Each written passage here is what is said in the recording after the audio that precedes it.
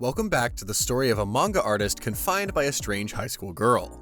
At the end of an entire month of confinement, our artist finally completed a full draft of his new series, and even got it approved by his editor. The links to the previous parts are in the description box down below. The next morning, the artist awakes feeling better than ever. The sun is shining, the birds are singing, and he has finished the first draft of his manuscript. It looks like it's going to be a perfect day, until he walks into the kitchen to find Kanata in a scene straight out of a horror film. It hasn't been all that long since this girl had him in chains, so the artist is understandably freaked. He falls to the floor, but then tries to act casual. As it turns out, Kanata hasn't just committed a crime. She was just having some trouble slicing tomatoes. Once she's finished in the kitchen, they sit down for some lunch. Now that things seem calmer between them, the artist suggests going for a walk to enjoy the good weather. Kanata agrees, so long as she can keep him on a leash and collar. Uh-oh, seems like she won't loosen the reins just yet. When the artist protests, she says she was only kidding, though he's not totally convinced. He tells her to come along if she's so worried. She likes the idea so much that she gets dressed immediately and suggests they finish their lunch in the park. Sounds kinda like a date to me, and the artist seems to think so too. But when he mentions that to Kanata, she freezes up, and suddenly wonders if he should get the collar and leash after all. On their first trip outside the apartment, the artist is less interested in enjoying his newfound freedom than he is paying attention to Kanata. He quickly notices that she likes to avoid crowds and takes a lot of little detours that lead them off the path. While pausing to pet a stray cat, she is suddenly startled by a policeman on a bike and pulls them both into a bush. They end up in a somewhat compromising position, though I'm sure the artist doesn't mind. But I guess he learned another thing, that his captor is incredibly paranoid about law enforcement, which doesn't surprise me, considering she's been keeping a grown man chained up in his home for about a month. After the incident in the park, they decide to grab some food. Kanata wants to grab some ingredients, but he suggests they eat out for once. That's when Kanata reveals that she's never actually eaten out before, which is kind of insane. Has she been living under a rock her whole life? And for her first ever restaurant meal, they get McDonald's. Not exactly gourmet, but Kanata takes quite the shine to the burger and even asks to eat it every day. Something tells me the artist likes her cooking too much to give in to something like that. After a nice day wandering the neighborhood, they decide to head home. On their way back, Kanata spots something and asks him to wait while she walks off, leaving the artist to catch his breath for a moment on his own. Then, some random weirdo comes up to him and asks him to hang out, offering the chance to get some girls together. The artist totally panics. It's been a month since he's spoken to anyone other than his captor. He just about manages to refuse, but before the stranger can cause any more trouble, Kanata returns, and boy does she look mad. She tells the guy to back off, immediately reaching for her knife and scaring him off. Luckily, the stranger doesn't realize how dangerous she is and walks away, mistaking Kanata for his girlfriend. And just like that, her psycho side disappears completely. She spends the rest of the day blushing like a schoolgirl and finding reasons to not look him in the eye.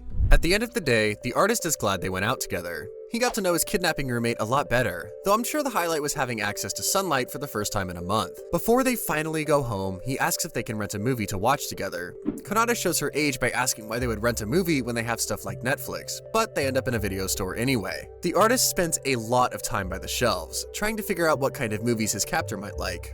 Since she's young and still in school, maybe she'd like a chick flick? But then, she did nearly pull a knife on a stranger in the street. Maybe horror would be a better fit. In the end, Kanata comes up to him while he's holding the horror film and admits she's way too scared to watch stuff like that. Kind of undermines the whole persona she's been building up, but okay. She picked out a manga adaptation, so he starts to put away his choices, but Kanata stops him and suggests they keep the romance, which is just as well, since he's really a big softie at heart anyway. Even though they didn't watch the horror film, Kanata ends up haunted by a strange fear that night. In her dreams, she is walking along the street at night and hears something approaching from behind. When she turns around, she finds a horrific Slender Man monster in a suit, with no face, peering at her under the moonlight. She blinks and wakes up, sweaty and stressed from the nightmare. But this is Kanata, and Kanata never misses an opportunity to get close to her locked-in boyfriend, no matter how scared she is. Can you see where this is going? She tiptoes over to his bedroom with her pillow and asks to sleep with him. The artist, like any sensible guy, immediately refuses. But when Kanata is looking at him with those puppy dog eyes, still sweaty from her dreams, it doesn't take long for him to cave. It's one of the only times he's really seen her acting vulnerable, so of course he can't refuse. The next morning, however, he wakes up to the sight of her, chest, and realizes Kanata isn't quite as sweet and innocent as he thought, as if the whole kidnapping and confinement thing didn't give it away.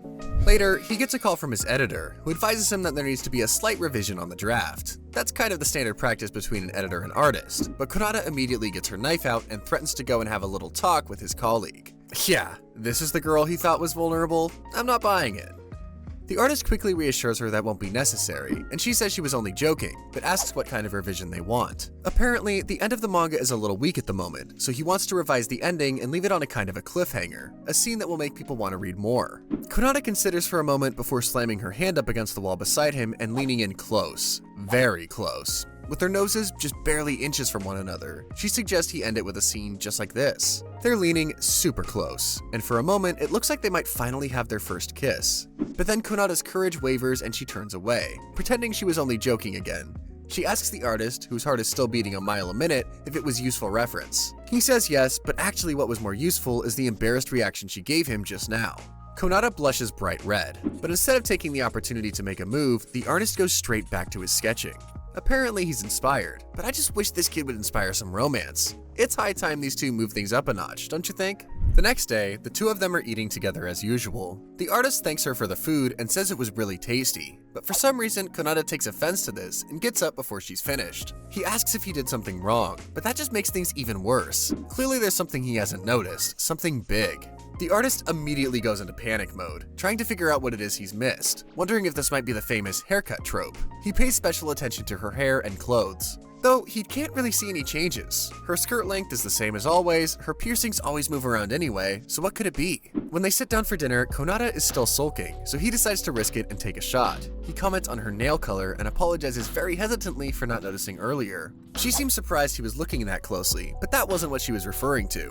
When he presses her, she admits it was actually just because she used a more expensive brand of miso for the soup, as a reward for having sorted out his series. Now it's the artist's turn to be surprised, but even though he is kind of embarrassed himself, Kanata is flattered that he tried so hard to pay attention to her, so it's still kind of a win? I guess now they can go back to using the cheaper brand of miso. The next day, we get a rare change of perspective. For the first time, we get to see through Konata's eyes, watching her change and get ready for that school that she apparently goes to. Seated at her desk, she overhears the other girls in class making a comment about how Kanata never comes to school, and they're not exactly wrong. What has it been, like a month? Apparently, kidnapping broke manga artists comes above education in the Kanata School of Life. One of the girls gets up, announcing that she's going over to make a conversation. She offers to have lunch with her, but Kanata refuses point blank. She would have probably gone back to her desk, but she sees her phone open on the manga artist confined page and admits she reads it too. She even makes a comment about the heroine looking a bit like Kanata. If only she knew. At first, she's worried that she might have offended her, but then Kanata changes her mind and invites her to have lunch instead. Aw, she made a friend. Once she's back at home, Kanata finds her captive chopping away, preparing dinner like a good little house husband. She asks what he's up to, and he says he thought he'd cook for her for a change. Kanata is surprised, but touched, and more so when he asks how school went. Getting easily distracted by their conversation, the artist ends up accidentally chopping at his finger, though he reassures her it's nothing big. But Kanata is worried about germs, and says she's used to treating cuts, as she takes his finger and licks the blood away. Now, I'm no doctor, but that doesn't seem particularly sanitary to me. After slurping away his blood, she goes out to buy bandages, and tells him to go and get some rest while she's away. I'm not sure the artist could if he tried, since his heartbeat is now thundering in his chest, but he wouldn't have had the chance anyway. His phone starts ringing as soon as she opens the door. It's some woman who refers to him as Sensei. The two of them had a meeting scheduled, but since this lady was in the area, she decided to make it face to face, and is already on her way to the apartment. Of course, Kanata overhears his conversation and stops dead in her tracks. This artist promises the woman is just his editor and asks her to be quiet. He's worried that the manga will get cancelled if people find out about their living situation, and he's probably not wrong. Even Kanata can see the sense in that, so she leaves him to finish his conversation over the phone. Of course, things could never be that simple. As Kanata is walking out of the house, she runs straight into the artist's editor, hovering outside. Oh, good. This'll be super fun. So now their cover is blown. The editor walks Kanata back upstairs and asks the artist to explain himself and why a high school girl was walking out of his apartment. He stumbles for an excuse and claims she's just a fan, one who has been looking after him because she had sympathy for his miserable life. But the editor catches on fast. She assumes straight away that this girl was used as the model for his series. The editor promises that isn't what happened, but she just turns to Kanata and starts to interrogate her. It doesn't go down well on either side, and the artist finds himself stuck in the middle as they go toe-to-toe. Eventually, the editor asks who else is aware of their situation and threatens to go to the police. That's when he finally grows a spine and steps up, saying she's a fully fledged adult, so there's really nothing wrong with her staying there, which actually isn't true. So, like any person with eyes, the editor isn't convinced. So now it's Kanata's turn, and she swings big, basically accusing the editor of not doing her job by looking after the artist's health and providing him material for his stories. Oh, and then she threatens to kill herself if he gets arrested. That draws the line for the artist, who steps in and tells her never to joke about something like that. Kanata apologizes, but the editor starts laughing for some reason. She seems to grasp that it's because of Kanata that he's come up with this story, so she can't do anything to him or her without jeopardizing its success. But she does promise to visit randomly so that she can check in and make sure they're not up to any funny business. And she's deadly serious, even asking for an extra key. Why do I get the feeling she's going to walk in on more funny business than she could possibly imagine? After that, she heads out. As soon as she's gone, Kanata brings up the fact that he lied about her age and says now they're both as bad as each other, which is absolutely not the case, but anyway. The editor pops back in just in time to see them leap apart suspiciously, but now they have to actually have their meeting, where they sit down to talk business. The editor takes issue with the date scene and tells him it needs to be more compelling. She gets personal, asking if he has any dating experience to draw on. She doesn't look surprised when he says no. Not far away, Kanata sneaks in and suggests he go out and get some experience, and immediately offers herself as a test subject. For some reason, the editor is totally on board with this idea, even though she was the teenage girlfriend police literally 2 minutes ago. Since she's on a tight schedule, she asks them to go on their date tomorrow, and says she's going to come along and keep an eye on them. Clearly, she's being a little more suspicious about Kanata's age, but she leaves them alone for the time being. Once she's gone, the artist asks if she's really okay with their strange arrangement.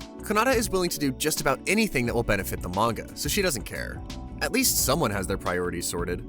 The artist, on the other hand, is so nervous about his first ever date that he can't sleep at all that night. But he's not the only one. He can hear Kanata shuffling about in her room, trying on all sorts of different outfits all throughout the night. In the end, they're both pretty exhausted the next morning. The artist comes out of his room, trying to act as natural as possible, and finds Kanata already out for the day, having left him breakfast. He rushes out to meet her, and the two of them start walking down the street in the most awkward silence imaginable. To make things even worse, he gets a text from his editor saying she's watching him. Like, that isn't creepy at all. But since they're trying to get pictures for reference material, she does have a point. They need to step things up if this date is going to be of any use to the manga. So they stop off at a bubble tea place and get drinks together. But that doesn't satisfy their creepy spectator either. She needs them to go to someplace interesting, so the artist asks Kanata if she has any place she wants to visit. She acts all cute and says she wants to go wherever he wants, which makes their editor much happier. Acting like a gentleman, the artist decides to take Kanata to the aquarium, since she's not good with large crowds. And actually, she really enjoys it. She likes the baby octopus so much that he goes to grab her one from the souvenir store.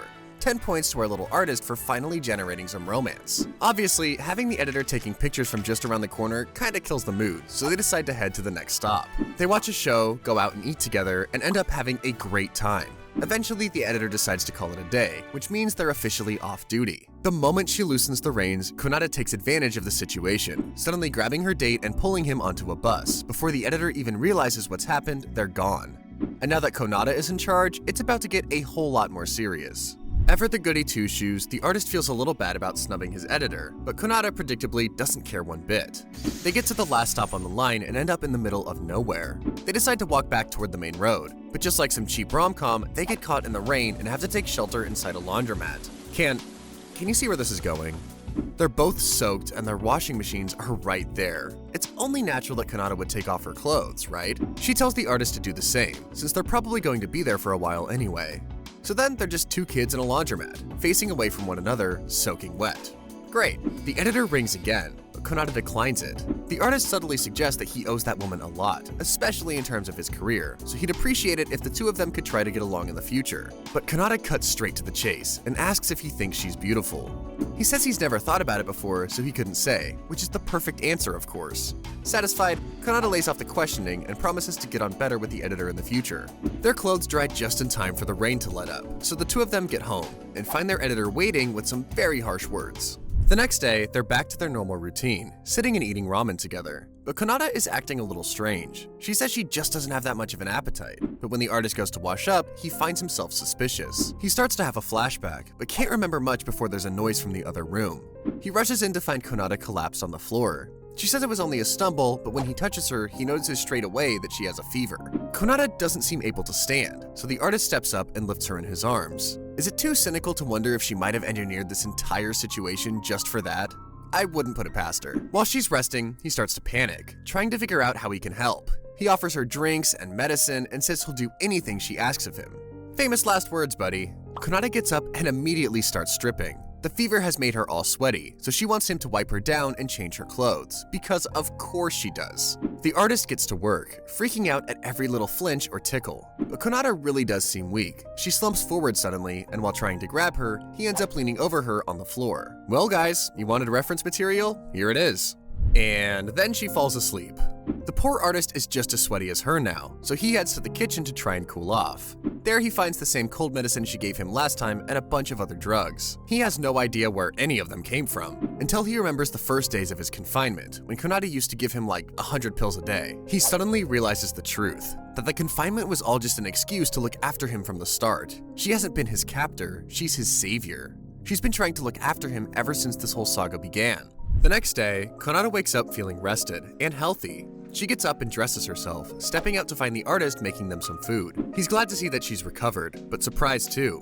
Last night when he went back in her room, she spoke in her sleep, but now she doesn't have any memory of what she said. Feeling obliged to tell her, he suggests they go on a little walk together now that she's feeling better. Kanata knows him well. As soon as they're out, she asks if he has something to tell her, so he comes straight out with it. The artist admits that he's started to remember bits and pieces and knows now that she's been looking after him. Considering how she nursed him back to health and then inspired him to create a new manga, he has a lot to be grateful for. As thanks, he decides to finally admit his feelings and officially asks her to go out with him. Which is very sweet, even if they're kind of past that point. I mean, they've been living together for literally months at this point. But Kanata is delighted and agrees to be his partner. While they're still out, the editor rings again with some shocking news. The manga has been dropped. After dropping that bomb, she rushes over to his place to explain the situation.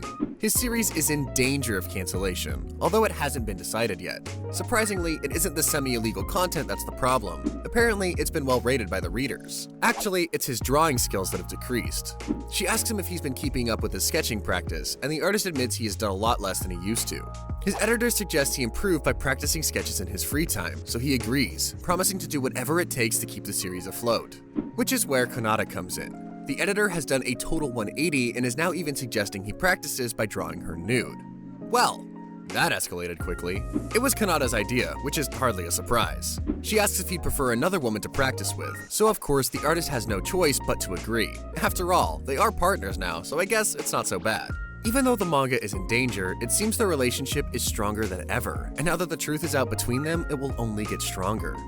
Thanks for watching, and if you enjoyed this video, please remember to like, comment, and subscribe for more.